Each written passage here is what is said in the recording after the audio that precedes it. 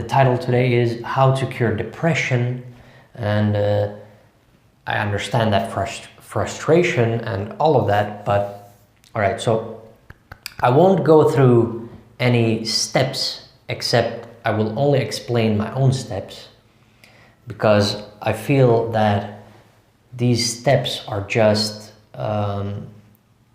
it makes the whole thing almost not trivial, but it undermines the whole thing. I understand how the inner conflict of depression is incredible, and how to get rid of it depends on each person. There is no formula, except there is a formula. Well, you have to create your own rules, your own criterias, or you follow my guiding rules and the general universal principles I've created, and those I believe will help you because they've helped me. So they helped me with my own depression, and yes, I cured it. I don't have depression anymore. I don't feel depressed at all. Each time I wake up, I never feel depressed. I never feel depressed anymore. You might, of course, we all have hardship. All right, I'm not saying that you won't have hardship or struggle and strife. You will always have this. There is no way around this, because if everything was perfect, then we wouldn't have hardship and we wouldn't have a reason to do anything. I wouldn't have a reason to do this. If everything was perfect, I wouldn't have a reason to do this. The same with art. Art wouldn't exist in a perfect world. There wouldn't be a reason for art and philosophy and everything to exist in a perfect world. Sick of myself, all right? So the first thing I was sick of myself. So I felt my knee pain, I felt all these things, and mood swings, a lot of mood swings and stuff. So I knew instinctually that something had to change, all right? Because I can't be like 26 years old with knee pain. That is just ridiculous. That is not, something is wrong. Something is thoroughly wrong. And obviously I knew what was wrong, I wasn't publishing my creations. I wasn't, doing what I was doing what I love, and yet I wasn't, I was only a consumer. I've been consuming so much, and that's why I eventually just hit that wall, and I just wanted to give, all right? And thus I am here. So first, I was just sick of myself. I was just, all this energy of being, piling up, and then, you're just sick of yourself. You just can't, you don't have any answers anymore. You don't have anything anymore. Everything is just total chaos, especially within yourself, all right? This is a lot of inner conflict here. It's a lot of inner conflict. And there is a lot of wisdom and awareness in this. And so I've created a lot of expression, a lot of poems and stuff like that. But still, it is unhealthy. And there is a different way. And the way is the way I'm doing right now. So there is always a different way. There is always a solution to all of these problems. I truly believe it because it worked for me. That's why I believe it. So of course you gotta believe it, otherwise it won't work. Of course. But more importantly, all right. So I will tell my exact steps, all right. And this became my life philosophy. So you don't have to worry about this, but sick of myself. So I continued developing my philosophy through this experience. That's why I see experience and philosophy and truth very closely, all right? I see that, that's why I see it like that. So I got sick of myself, and you're sitting there watching a movie, having your feet up, and doesn't matter what it is, watching TV shows, listening to depressing music. I used to listen to a lot of 60s, 70s depressing music, melancholic music. None of this helps. And reading books like Dostoevsky, I mean, it can help. Books can help you, like Notes from Underground. That helped me a lot. because I started laughing at myself, and that's a very good thing. If you can do this, that will get you at least a step forward, all right? So, but you gotta have a will to change. So I got sick of myself. All of this energy translated later into will to change. I had to change because I'm sick of myself, all right?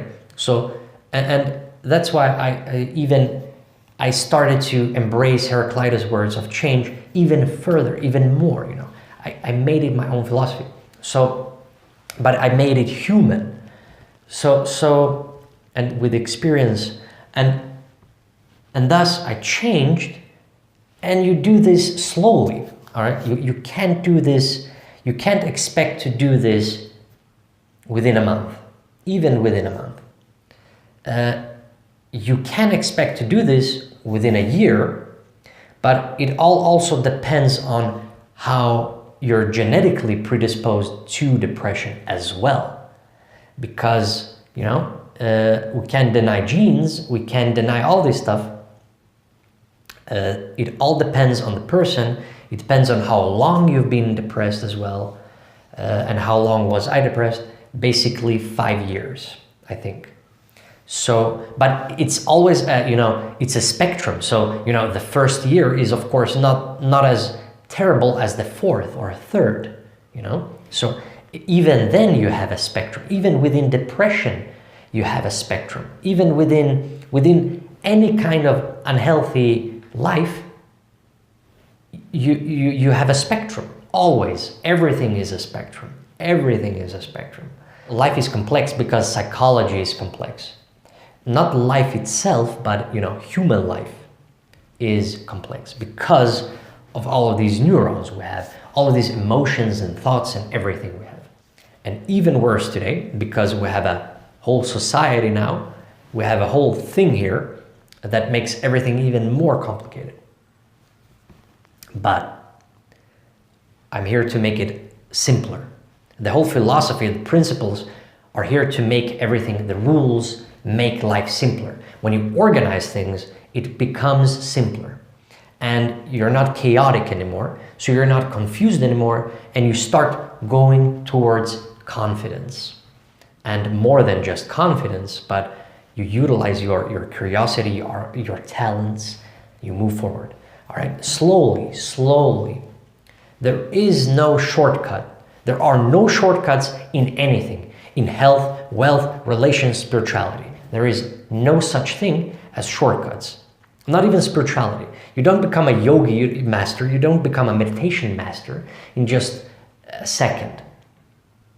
You might be talented, and still you won't be in a second, a master in a second. So it depends on you, all right?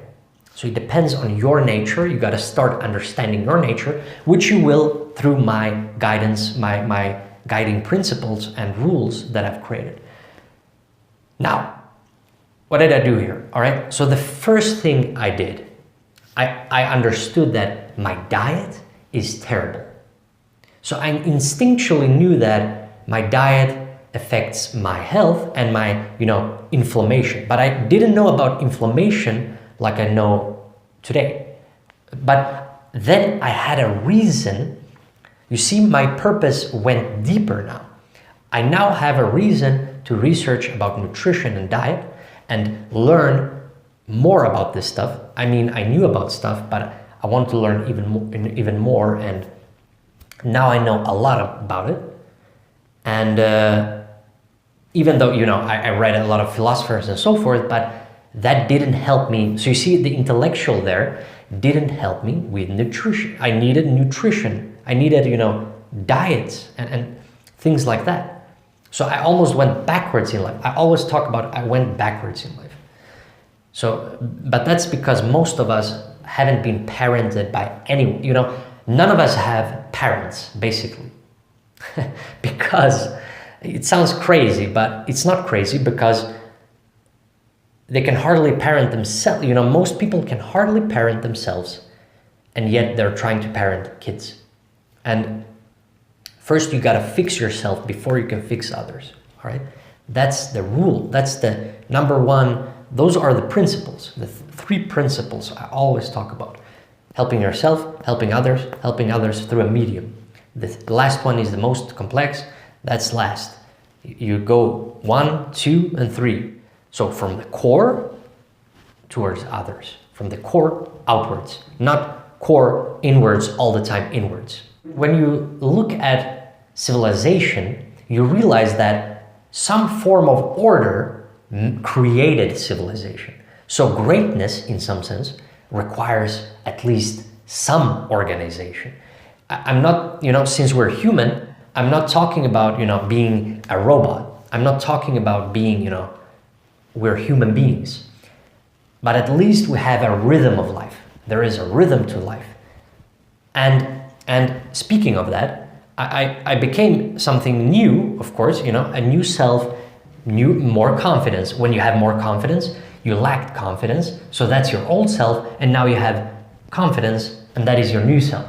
All right. So I don't believe that it's a lot of it is in our minds, but also in body. Don't forget the body. It's not just minds. All right. That's super crucial and important. And you keep things at bay. All right. This means that of course you will get depressed if you go back here. If you go back, of course you have to keep it at bay all the time. It's like an exponential curve like this. If you're not keeping it up, it will go down. It will go down. You will get depressed again. So of course you will. But that's why you create, rhythms in life, habits, routines, and you always keep it at bay. So that's why, and since you're always doing this, you won't be depressed ever again. But of course, if you change that and become chaos again and remove all your rules and some form of order, you see, it's order-ish, all right? It's not total, or it's not like perfect totalitarian order. You gotta own yourself. I own myself in each and every step, even all the failures, everything. And the failures, brings me towards success. I've seen success, in myself and others as well, others I've helped and so forth. So you see it works once you believe it, but not just believe it, also apply it. All right, belief, apply. Application, mind, body. Application, the practical, the theoretical, and the practical. It's always both. It's not just practical, it's not just theory. It's both, all right? Because the theory supports the practical, and the practical also supports the theoretical in some sense. But the motivation part can be a lot of the mindful, so to speak. The belief will help you and so forth. And that just keeps you going, even in hardship. That's the most crucial thing. Even in hardship, you keep on going, because you know that the hardship will help you moving forward. That's the definition of growth and moving up, and all of that. You gotta change your diet, and it's very important that you change your diet, because diet, you don't even know this yet, but I will tell you, the diet heavily influences your mood swings, your dopamine receptors, all of this heavily. Even within a month, you will see a difference, even within a month. Especially, you can go keto if you want to. You can go, I don't recommend keto, but it's still better than most likely your diet right now. And you can go paleo, which is basically what I'm doing, because I eat meats and I eat a lot of fruits, which means savory fruits, also not just sweet fruits. I also realized that, it's not just diet. Of course, my knee pain, of course it's, I don't have much muscles on me. I never had a lot of muscle definition. I was always thin, but at that time, I had a lot of excess fat actually. And that was the most fat I ever had, I think.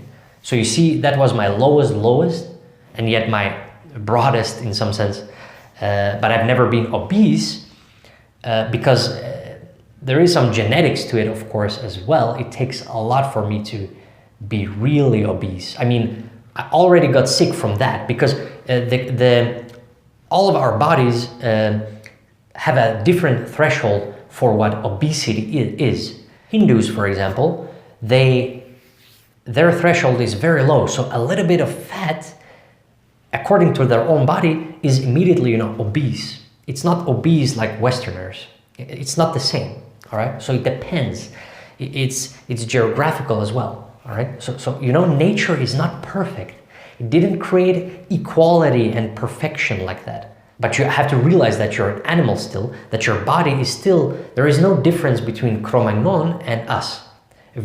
Physically, there is no difference. So that's why our bodies, when you eat modern day, processed stuff, your body, not just processed, but continually eating. You're continually eating. That's actually that's the heart of the problem of obesity is you're constantly eating and snacking. You gotta remove snacking totally.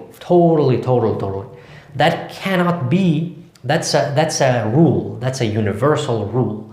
Not a single person should snack. Not even pregnant women should snack. No one should snack ever. It's important you change your diet. It's important that you start training as well because you need activity. Our ancestors were always active.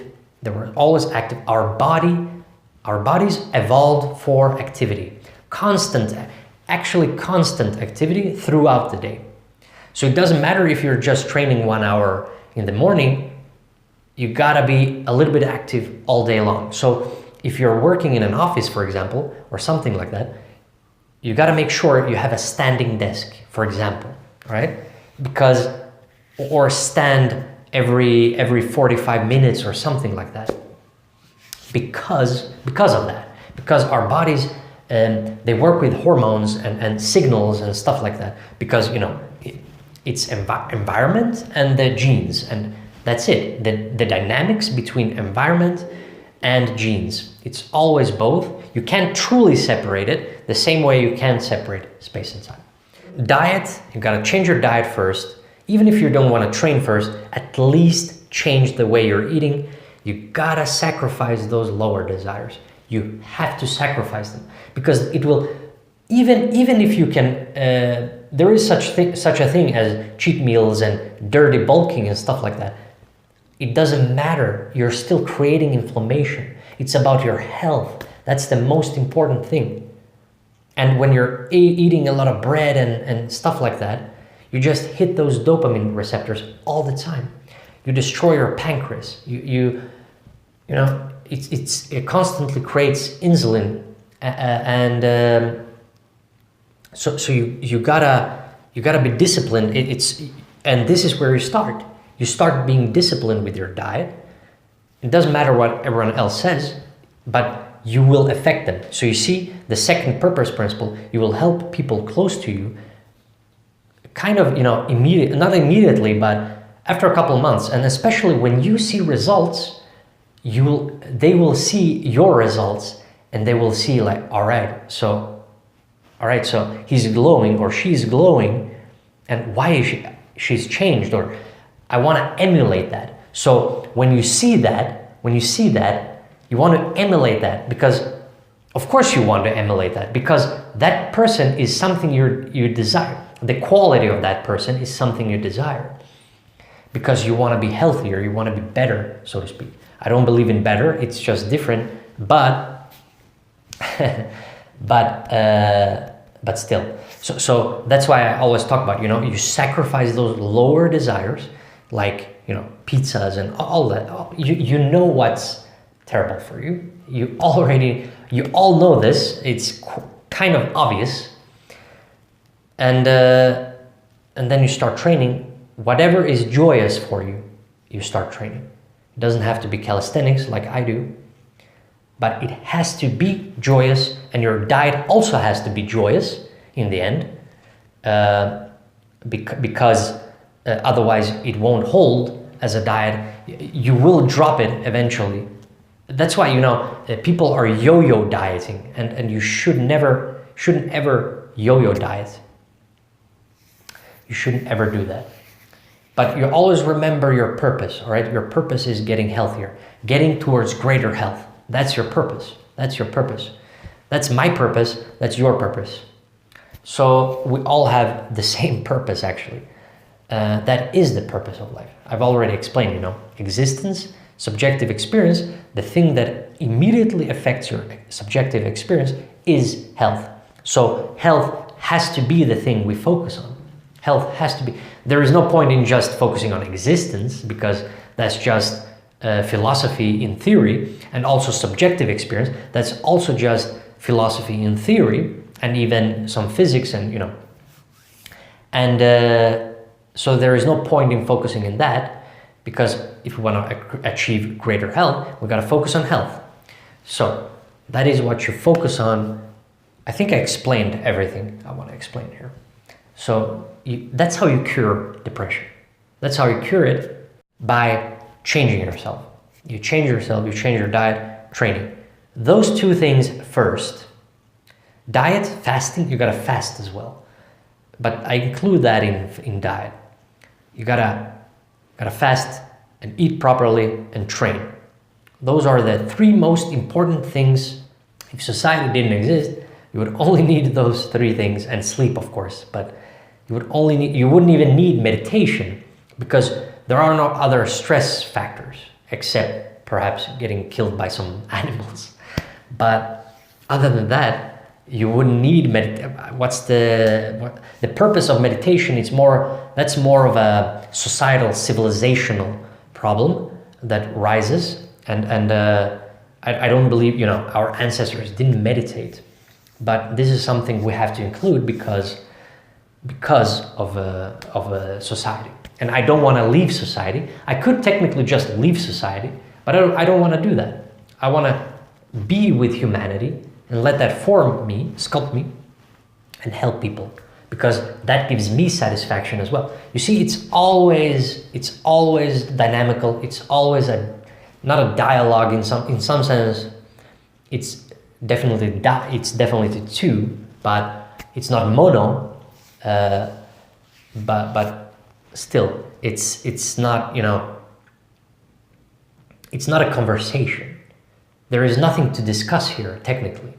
I've already gone through all the inner discussion and conflict, so that I can give you that this in the best possible manner and sense. Just to summarize, I got sick of myself. I used all that energy of getting sick of myself, you know, my knee and inflammation, all that. And then I had a strong will to change. And then from this will to change, I changed myself. New self. I focused on new self. I focused on higher desires. I focused on eliminating all the lower desires, which is terrible food, terrible lifestyle. And then focusing on my work and what I want to create and all that. Just those two things, all right? That's the most important thing. That's what keeps me going all the time, every single day. I still use this, all right? It's not like I abandoned this. I will never abandon this, never. Because thus far, it has worked for me very well thus far. So I will just continually do this. I mean, I will always do this. I will always improve it even further and further. The more richness I get, the more richness in life and you know, stuff like that. So that's that. If you have problems with things like this in life in general, but health and fitness and all these things, you can visit my website. I have consultation there, but the website is under construction. I will have courses there about diet and fasting and stuff like that. So it will be interesting. And then later I have a lot of projects. I have so many projects. I have my books that I have to finish as well. So you will see those as well. And you will see, actually we'll see even more of me and more personal stuff as well. I've been everything I've talked about here is personal. So, well, technically every single video I make is personal. I never separate my life with my work, there is no separation. It is deeply connected, the same way as space-time. So that is that, and I will see you tomorrow.